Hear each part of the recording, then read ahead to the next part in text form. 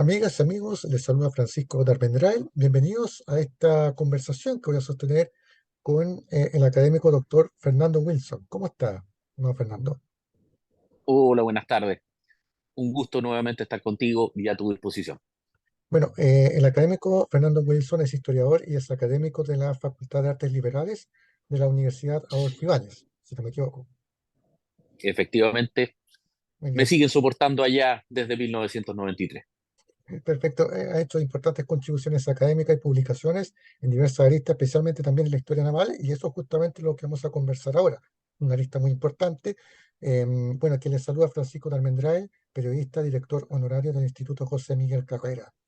Vamos a conversar sobre los combates navales de Iquique y Punta Gruesa del 21 de mayo de 1879, ya que estamos en el Ujú. marco de esta nueva conmemoración de las glorias navales. Hay mucha información sobre el tema. Ahora que está Internet, las redes sociales también se replican informaciones sobre este hecho, pero siempre es bueno precisar algunos conceptos y citar siempre las fuentes. Y para eso Ujú. invitamos a este prestigioso académico a que nos pueda justamente dar un nuevo enfoque en el ámbito histórico sobre esta importante fecha. Estimado Fernando, primero, si nos puedes Ujú. contextualizar por qué se dieron los hechos del 21 de mayo, de manera breve. A ver, en términos prácticos es de alguna forma el punto de gravedad donde chocan los planes chilenos y peruanos en la conducción de la guerra y particularmente en lo que son los movimientos preparatorios respecto a la búsqueda o a la obtención del control del mar. Chile tenía el control del mar desde el inicio de la guerra, se proyecta hacia el norte, recupera Antofagasta y el almirante Williams inicialmente espera que la escuadra peruana concurra, digamos, a desarrollar una batalla naval clásica, en la cual todo indicaría que la escuadra chilena habría prevalecido tanto por número como en general capacidades y características. Por el otro lado, el plan peruano era que se ejecuta a contar del 15 de mayo, una vez que las unidades pesadas de la Escuadra del Perú estaban operativas, particularmente el Huáscar y la Independencia, que estaban en reparaciones antes de la guerra, buscaba hacer descender un convoy de tropas desde el Callao a Arica y una vez allí descender con las unidades pesadas, reducidas solamente a estas dos unidades, por cuanto los monitores fluviales Atahualpa y Manco Cápac, uno no puede zarpar desde el Callao y el otro se queda en Arica, a interceptar un convoy de tropas chilenos que venían subiendo hacia Antofagasta desde Valparaíso, con buena parte de lo que podríamos definir como la primera hornada de unidades movilizadas. El plan peruano, por tanto, era mucho más complejo y mucho más peligroso para el desarrollo de la guerra desde la perspectiva chilena. Al final del día era cuestionar nuestro control del mar. Y lo que debió haber sido una, digamos, escala breve, rápida, destinada a obtener un objetivo más bien de orden político, como era, y más bien de imagen internacional, como era la destrucción de los dos buques chilenos que habían quedado a cargo del bloqueo en Iquique, algo que se consideraba que no debería haber tomado mayor tiempo, terminó convertido en un desastre por medio del cual no solamente se pierde la independencia, sino que además el mismo Huáscar queda severamente averiado. Si bien es cierto, no se perfora su blindaje, la artillería de la Esmeralda no tenía capacidad para ello. Todos los elementos no blindados del buque quedan severamente afectados. Y cuando el Huáscar solo se presenta ante Antofagasta, el convoy ya ha llegado y al mismo tiempo las defensas de Antofagasta ya están alertadas y por lo tanto la capacidad real del Huáscar se ha reducido notablemente. Con un solo blindado Grau ya solo podía buscar amagar, digamos, el control del mar chileno, ya no tenía la capacidad de buscar el control propio, y de ahí comienza de alguna manera a complicarse el esfuerzo de guerra peruano de manera estructural. Así es. Estimado Fernando, bueno, Ujú. paréntesis, para quienes se estarán preguntando a mis espaldas, es una imagen del Museo Marítimo Nacional en Valparaíso, es la Sala Prat. Y aprovecho la Efectivamente. instancia de invitar a las personas que vayan al museo. Yo estuve en el verano pasado haciendo unas cápsulas y es muy entretenido y van a poder conocer también episodios sobre el combate naval, los combates navales de Iquique, Punta Gruesa, en fin, de la Ujú. historia naval de Chile en general. Ujú. Estimado Fernando, Siempre en los libros de historia, en el colegio o ahora en las redes sociales, a veces la gente comenta que desde que comenzó el enfrentamiento naval en Iquique, entre el Huáscar y la Esmeralda, el Huáscar desde el Ujú. primer momento supuestamente hizo daño a la corbeta. Y eso no es así. De hecho, entiendo que el daño en un principio de la corbeta vino desde la costa, desde las baterías peruanas que estaban en Iquique, y que cuando ya Grau se dio cuenta que la Esmeralda no tenía este cerco submarino, ¿no es cierto?, de estas minas, ¿no es cierto? Ahí recién el Huáscar Exacto. comenzó a... ¿Podrías precisarnos más de eso, por favor? Ujú. A ver, el Huáscar hay que recordar que tenía una torre equipada con dos cañones Armstrong de 300 libras que disparaban proyectiles, digamos, gruesamente de unas 160 kilos aproximadamente. Sin embargo, por causa de un motín y un intento de golpe de Estado liderado por Nicolás de Piérola, que de hecho más tarde llegará a la presidencia del Perú más avanzada la guerra, el Huáscar había enfrentado a dos buques británicos, había sido declarado pirata por el gobierno peruano, se había enfrentado a la fragata Shah y Amethyst de la Marina Británica, y después de eso su dotación había sido disuelta y el buque había sido puesto en desarme y completaba finalmente su tripulación con tripulantes extranjeros, la mayor parte de los cuales irónicamente eran chilenos, chilotes de hecho, los cuales al estallar la guerra, la, digamos, necesaria licencia de este personal lo obligó a contratar nuevo personal mercenario, en este caso británicos, los cuales no tenían ninguna experiencia con el armamento. De hecho, y eso es un debate que está activo en la historia peruana, hay posiciones a favor y en contra, todo indica que los primeros disparos que efectuaron con estas armas fue precisamente para el combate de Iquique. El resultado de eso fue una precisión extremadamente pobre y que el comandante Graus, de hecho, tremendamente frustrado por la situación, eh, solamente se hubiera impedido de usar el espolón, básicamente porque, por causa de un experimento que había llevado a cabo parte de los oficiales de la Esmeralda algunos días antes, que sí implicó la detonación de una carga en la borda del buque, desde la costa se pensaba que la Esmeralda no se movía porque estaba rodeada por un cinturón de minas, como se los denominaban en esa época, torpedos, eh, que, digamos, precisamente estaban instalados para emboscar un eventual ataque peruano. Cuando la Esmeralda se comienza a mover lentamente bajo el fuego de la costa, queda claro que eso no es así y por lo tanto el comandante Grau se decide a espolonearla, eh, que es lo que finalmente le causa el hundimiento. Pero después de 2 horas de fuego con las piezas de 300 libras, solamente se había conseguido un solo impacto, un tiro que atraviesa las bordas del buque y que genera un pequeño incendio que es rápidamente apagado, digamos, y que no tiene ninguna consecuencia ni estructural ni en la capacidad de combate de la Esmeralda. Por lo tanto, la verdad es que hubo una frustración muy grande en ese sentido. Ahora, un detalle que siempre hay que recordar es que más allá del hecho que el Huáscar sea tradicionalmente conocido, sobre todo en el Perú, como un monitor, extrapolando, digamos, el nombre de los buques que derivaban dicha condición que tenían su artillería ubicada en una o más torres giratorias durante la Guerra Civil Norteamericana, pocos años antes. En realidad, siempre el Huáscar fue considerado un armored ram, es decir, un ariete acorazado, un buque cuya arma principal era el espolón, y que la torre estaba instalada esencialmente como un instrumento que le permitía a el arma desplazarse, digamos, básicamente a una u otra banda, economizando peso y sobre todo eslora, largo.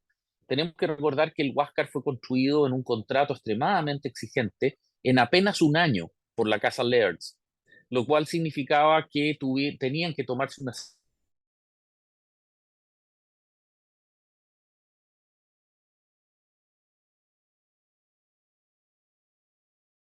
serie de termoembarcadas, eh, y tenía el objeto de meterse de noche a espolonear a la fragata blindada española Numancia, que era su enemigo cuando fue encargado en 1865-1866.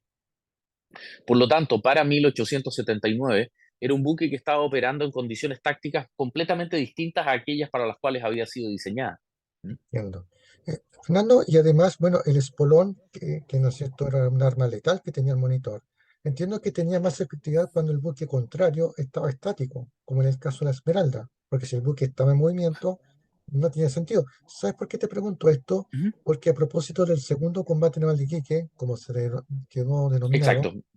la, La Maga- noche alegre de la torre, digamos, claro, la claro. Magallanes, ¿no es cierto? La cañonera Magallanes, Armando La Torre, también de madera, logró esquivar al Huáscar y el Huáscar intentó, corrígeme si me equivoco, hacer también Ujú.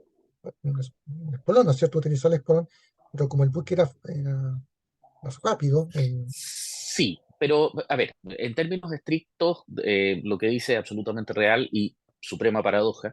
El espolón como arma hundió más buques propios de distintas marinas en accidentes en tiempos de paz que buques enemigos en combate. El caso clásico es el choque entre dos acorazados británicos, el Victoria y el San Parail, en el cual se hunde al acorazado Nilo, precisamente en un espolonazo, en circunstancias bastante dramáticas.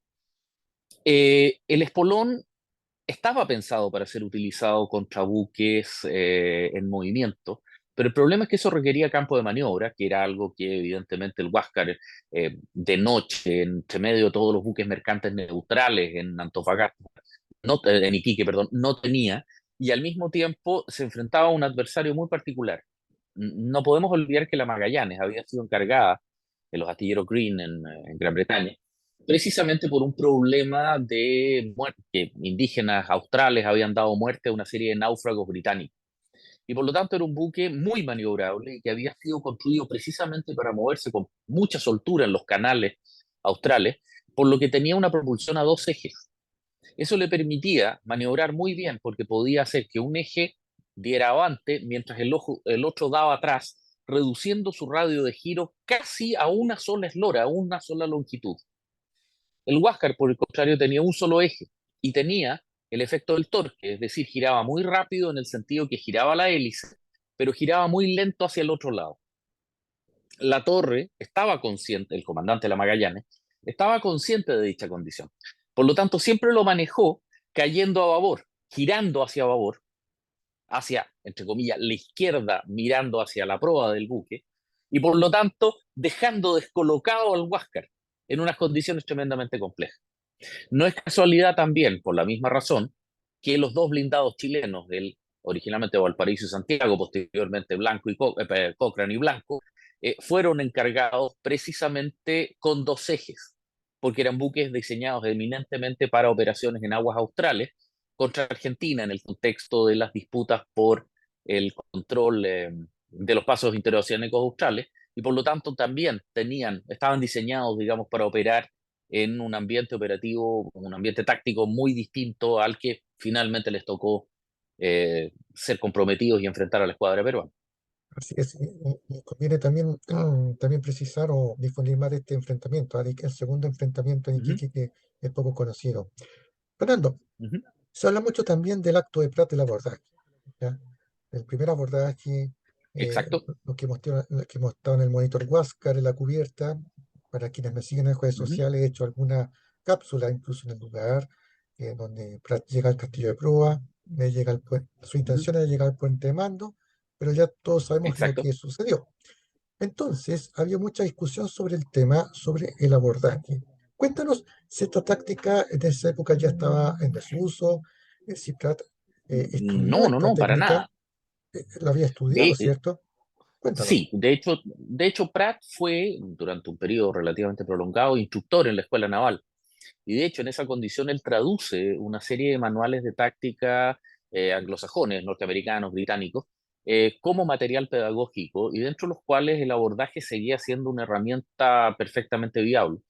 ¿Por qué? Porque, digamos, la opción de capturar un buque adversario era tremendamente importante y porque además, en muchas ocasiones, el adversario al que se enfrentaba no era precisamente en un escenario eh, militar, digamos, propiamente tal, sino que operaciones de control de piratería, etcétera, en las cuales abordar al buque adversario era un instrumento particularmente relevante. Pratt tenía claro que su munición de 40 libras de la batería principal de la Esmeralda no era capaz de perforar a al Huáscar o a la Independencia. Por lo tanto, y además tenía el problema de que la compañía de abordaje, la partida de abordaje de la Esmeralda, se había embarcado en Laptao junto con el antiguo comandante del buque, el comandante Thompson, orientado a la operación que esperaban llevar a cabo en el Callao.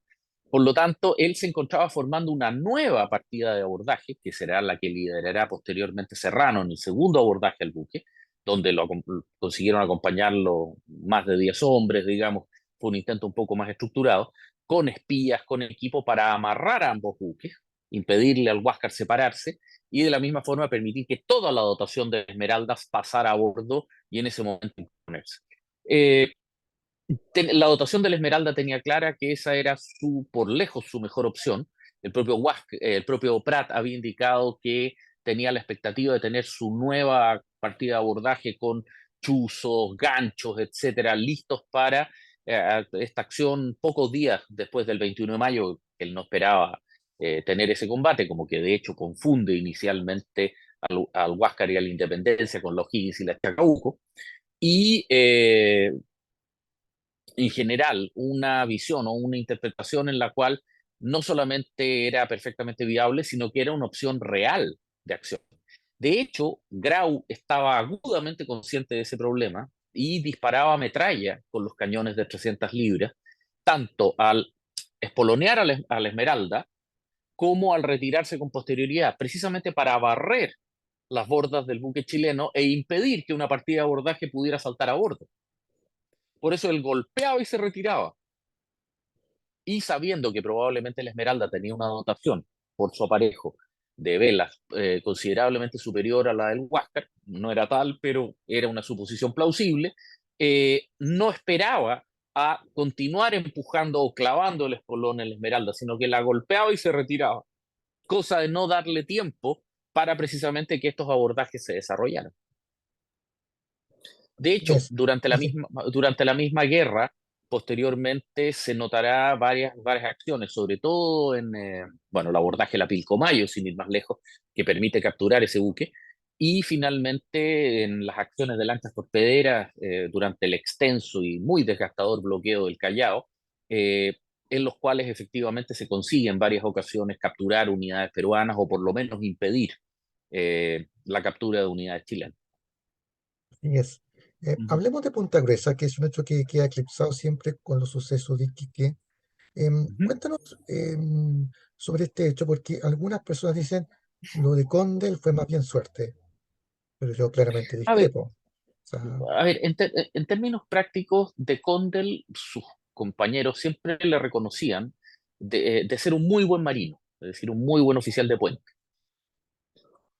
Los prácticos de Iquique, uno era properuano, digamos, y advirtió a Grau inicialmente la existencia supuesta de estos torpedos y posteriormente lo acompaña. El otro, pro-chileno, británico casado con chilena, digamos, había sido obligado a refugiarse en unos pontones, digamos, en la bahía de Iquique, por cuanto la turba había comenzado a presionar a los chilenos residentes de manera bastante poco amable. Le informa, le provee de la cartografía necesaria a Condel para poder efectivamente esquivar a la persecución de la independencia, eh, llevándola hacia la costa. Ahora, Condell tiene esta idea y alcanza a reaccionar una vez que nota que la independencia lo está persiguiendo literalmente en su estela y no se está abriendo por fuera. Lo más natural habría sido que la independencia simplemente hubiera salido, hubiera dejado que la Covadonga se quedara en la zona de aguas bajas y la hubiera destruido con fuego concentrado desde la distancia, o en el peor de los casos esperar a que llegara el Huáscar y que utilizara sus cañones de 300 libras, su menor calado, para espolonearla directamente. Sin embargo, el tiro sostenido de los tiradores de cofa chilenos, que se colocaban en los mástiles de la Covadonga, no solamente impedían que el cañón de proa de 250 libras de la Independencia pudiera disparar, sino que prácticamente habían obligado a la tripulación peruana a abandonar la cubierta de su buque. Y eso hacía que el buque estuviese siendo gobernado desde la rueda de gobierno bajo la cubierta principal. Y por lo tanto, la verdad es que los tripulantes de la Covadonga no tenían claridad de dónde exactamente se ubicaban. De hecho, iban gobernando siguiendo los mástiles de la Covadonga que podían ver de manera muy limitada desde debajo de cubierta. Y eso, una vez que eh, Condel comprende que de alguna manera el gobierno de la independencia no era claro, no tenían una navegación precisa, los arrastró a, a las piedras de Punta Gruesa, donde finalmente no solamente la Covadonga pasa raspando las piedras, que de hecho llega a Antofagasta haciendo tanta agua que prácticamente algunos de sus tripulantes decían que sigue hundiendo, como porque cuando la Covadonga tiene la mala suerte no solamente de chocar contra las rocas, sino que al mismo tiempo una ola, los tumbos del norte, digamos, una onda además, la levanta ligeramente, alcanza a sentarse sobre la piedra y cuando se va la onda se sienta sobre ella, se quiebra su casco, se quiebra la quilla y se sienta, queda escorada en unas condiciones que hacen prácticamente imposible salvarla porque, por decirlo de alguna forma, queda empalada en la roca, que es el motivo por el cual, eh, si bien inicialmente no arriba el pabellón, la Covadonga da una vuelta alrededor de ella, disparando debido a que no arriaba el pabellón. Ahí viene todo este mito de que disparó con una ametralladora. La verdad es que la Covadonga no tenía un arma de ese estilo. En la escuadra solamente los dos blindados tendrían más adelante esas armas y la Covadonga recién la recibiría cuando estaba bloqueando Chancay a finales de la guerra, pocas semanas antes de ser hundida precisamente con un brulote peruano. Y en esas circunstancias, cuando ve que se acerca el Huáscar, escapa nuevamente y la deja sentada, pero Grau, cuando llega, la encuentra varada, ordena quemarla, porque se hace imposible la reparación, corre el riesgo que en cualquier momento lleguen los blindados chilenos y simplemente el buque ya está perdido. Eh, no solamente, como te digo, la pérdida de este segundo blindado oceánico de la escuadra peruana es letal para sus planes de guerra, les impide reforzar las guarniciones del sur y le permite a Chile operar libremente y atacar donde éste quisiese, sino que eh, causa un atraso brutal en respecto a la llegada del convoy de tropas que iba respecto a Antofagasta. Por lo tanto, el combate de Iquique es una derrota estratégica total para el Perú, en el cual el precio de la pérdida de la Esmeralda es completamente marginal en comparación a la pérdida de la independencia y a la sobrevivencia del convoy de tropas chileno. Sí, eso es muy importante aclarar, Fernando, de que al final fue una victoria, o Ujú. sea, más allá de una victoria moral, sino que es una victoria de los hechos en la práctica. Exacto, exacto, exacto. Bien, ¿cuándo llegan a Valparaíso, Santiago, las primeras noticias de lo que sucedió en el norte? Porque en ese minuto, bueno, ahora tenemos redes sociales, ¿no es cierto? En ese minuto no existía Claro, Instagram, ¿me entiendes? Pero estaba el telégrafo, entiendo. Y exacto. Los primeros reportes llegan de forma indirecta, digamos, porque se reporta desde Iquique por telégrafo y por información a Arica primero y desde allí a Callao y Lima. Y posteriormente el vapor de la carrera, que llega a Valparaíso, informa del hecho.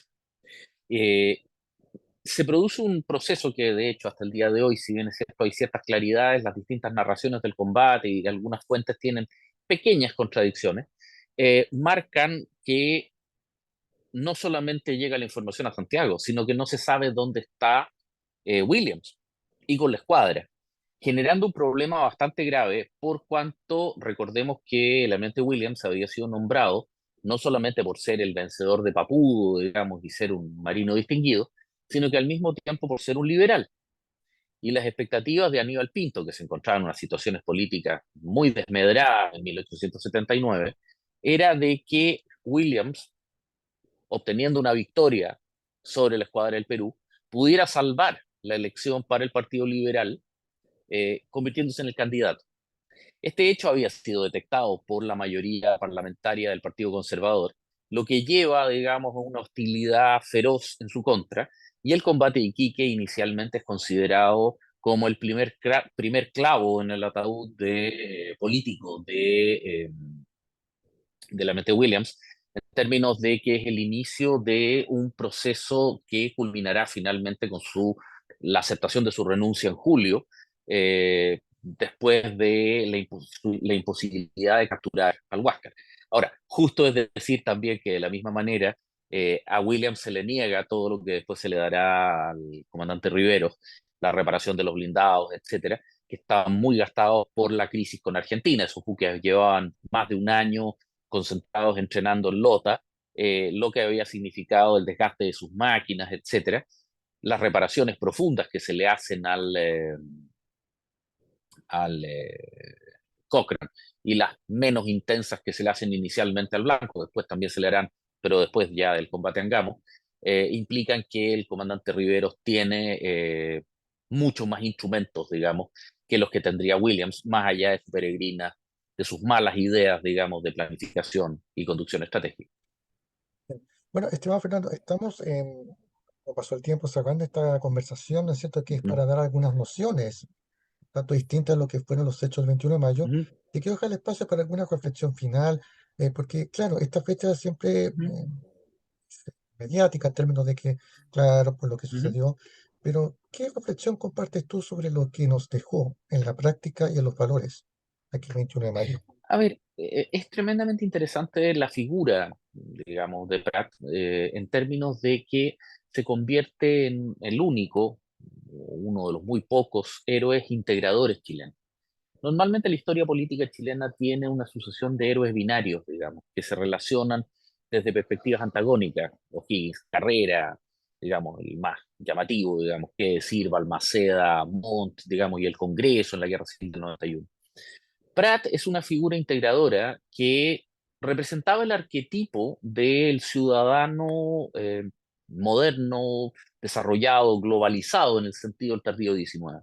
Una persona dedicada a su familia, profundamente cristiana, pero al mismo tiempo fuertemente vinculada al movimiento racionalista y del progreso material y científico de su época, profesor de escuela nocturna, activo, estudia derecho. Todo esto indicaba que tenía un brillante futuro dentro de la Comandancia General de Marina, que a esas alturas del partido se confundía con la Intendencia de Valparaíso. Todos estos hechos, todos estos procesos hacían, bueno, de hecho, el presidente de la República, cuando le pide al intendente de Valparaíso y comandante general de Marina, Eulogio Altamirano, que le recomiende un oficial de total confianza para hacer una operación de inteligencia en el Río de la Plata durante la crisis con Perú en 1878, le recomienda a Prat. Era un oficial destacado, reconocido dentro de la Marina. Eh, Claramente era una figura en la cual la sociedad chilena, la sociedad porteña en ese momento, y santiaguina también, más rural, o de vinculaciones más rurales, podía reconocerse como el arquetipo del ciudadano. De alguna manera era la confirmación, el proceso, con algunos elementos bastante hoy día anacrónicos, digamos, de desarrollo y civilización de la sociedad chilena, encuentra en Prat un símbolo y un ejemplo de todo aquello que debía ser, por decirlo de alguna forma, el, la mejor cara de Chile. Y el trabajo de William Seyper, más recientemente traducido por el Instituto Bicentenario, Historia de un santo secular, digamos, perdón, un estudio sobre el heroísmo en Chile, Historia Arturo Prat, un santo secular, lo refrenda, porque cada época ha sido capaz de ver en Prat una visión distinta. La década del 20, por ejemplo, al ciudadano, a su compromiso cívico. El presente encuentra en él el compromiso con las instituciones, al militar profesional. En otro momento se vio al padre de familia. De alguna manera es una figura particularmente rica que se convierte en el arquetipo del ciudadano de lo que el proyecto de construcción de Estado y sociedad del Chile del 19 buscaba conseguir. Y sigue siendo hasta el día de hoy una figura extremadamente relevante, como que de hecho el propio presidente lo menciona hace pocos días atrás, precisamente en su discurso tras las elecciones del 7 de mayo. Es decir, es una figura presente y activa dentro de nuestro quehacer político, más allá de las posturas ideológicas. Es alguien que puede ser mencionado con la misma legitimidad por el general Pinochet, Gabriel Boric, Sebastián Piñera, Michelle Bachelet, Eduardo Frei, Patricio Elwin, Ricardo Lagos. Es un patrimonio de Chile que debe ser valorado y que por el mismo sentido también debe ser cuidado. No es una figura que de alguna manera podamos desperdiciarla, hay una responsabilidad en aquello. Y bueno, este año tuve la posibilidad también de conocer la cripta que se encuentra en el monumento a la Marina Nacional. ¿Es el nombre correcto a todo Ujú. esto? Exacto. Es conmovedor visitar el lugar donde está la tumba. No, y gracias a Dios el monumento y la cripta se ubican en el sitio inicial de la antigua Bolsa de Valores de Valparaíso, que fue donada precisamente para la construcción del monumento. Y eso le permite, fue donada a la Marina, y eso le permite a la Marina considerarla y protegerla como un monumento bajo su cautela y cuidado. Y eso permitió que en momentos trágicos de nuestra patria hace pocos años atrás, al contrario de Plaza Baquedano, pudo ser defendida con ahínco, y no es menor el hecho de recordar que cuando una turba se acerca el 20 de febrero del 2020 a lanzar objetos y a buscar vandalizarla, dos marineros, digamos, liderados precisamente por una cabo, digamos, perdón, una marinero primero eh, femenina, digamos, mujer, no con equipo antimotines ni mucho menos, sino que en su tenida de diario, digamos, como centinelas del monumento, se pararon frente a esta turba y consiguieron hacerla recapacitar y que se alejara.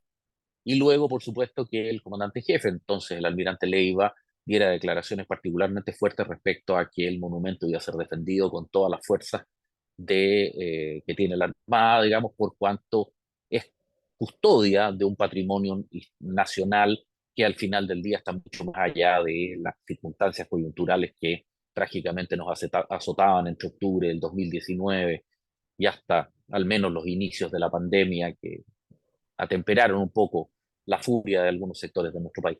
Así, En esa situación pudo ser protegida la cripta de Prat y su gente, y también de los héroes de Punta Gruesa, digamos, generando una situación extraordinariamente importante y afortunada. Trágicamente el ejército no pudo hacer lo mismo. Sé de buena fuente que para ellos es una herida tremenda, no han podido proteger de mejor manera los restos del soldado desconocido y la imagen de su comandante operativo en batallas como Chorrillos y Miraflores. sí. Que ahora está el Museo Histórico Militar y que también tuve el placer de conocer ahí en vivo. Y sí, hay que cuidar el monumento porque es patrimonio de todo Chile. Y les aseguro No, y que, bueno, además, exacto. oye, les Y aseguro, además, bueno, sí, por favor, Fernando. ujú. No, no, no, que además hay un trabajo particularmente valioso sobre estructuras monumentales de Valparaíso, escrito por la profesora María José Chiesa, en el cual precisamente se lo contextualiza tanto en términos de valor histórico y valor patrimonial, que lo convierten en un objeto, en una construcción y en una estructura particularmente valiosa por sus propios méritos de la monumentalidad neoclásica del tardío XIX. Por lo tanto, no solamente tiene el valor por ser, digamos, el último lugar de descanso de héroes del calibre del que estamos comentando, sino que además tiene un valor artístico objetivo y relevante. Y en el caso de la estatua de Manuel Baquedano, bueno, es una escultura en bronce de Virginio Arias que, digamos, también es un magnífico ejemplo del neoclásico. Así es. Ujú. Bueno, como lo que quería comentar con esto es algo que es conmovedor bajar a la cripta, el bullicio de la superficie, uno baja a un lugar que, bueno, espero algún día nuestros amigos que estén viendo puedan conocer porque de verdad es algo maravilloso y no hay palabras. Uno sale y no, la verdad es que yo quedé sin palabras Es una cuando experiencia eh, poderosa, sí. siento que hay 22 ahí de los héroes de Punta Grecia y Ujú. Quique y sentía como que me estaban absorbando. Cuando iba pasando como que uno se siente como... No, es que es un lugar muy austero, no tiene gran monumentalidad en el sentido de ser con decoraciones barrocas ni nada por el estilo. Y precisamente esa es, a mi entender, su gracia. Solamente están escritos en bronce, digamos, en letras de bronce, los nombres de los nichos donde están descansando el comandante Prat, sus oficiales, el comandante Condel, una serie de otros oficiales también de la Covadonga y todos aquellos tripulantes, todos aquellos marineros que pudieron sobrevivir o han podido ser llevados a descansar a dicha cripta. Es un lugar realmente conmovedor, insisto, por su simplicidad. No es un lugar Exactamente. lleno de, digamos, solamente están los nombres de los héroes para recordar la Así intensidad y la es. potencia de lo que hicieron. Sencillez, como fue la vida de Arturo Prat, sencilla, austera. Exactamente. Creo que calza justamente con eso.